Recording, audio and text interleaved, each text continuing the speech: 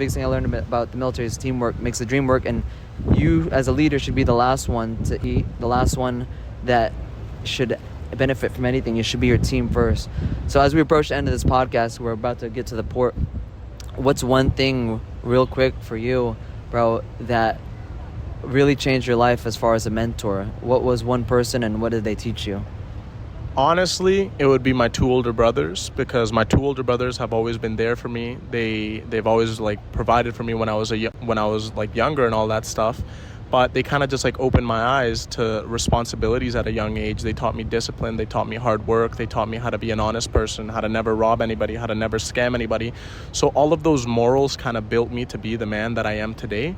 And as well, they like gave me the values of like why family is so important, and I'll never be able to thank them enough for that, because I have such an amazing family that when I was younger I didn't truly know how to appreciate, and I didn't understand that not everybody has this opportunity to have a great family.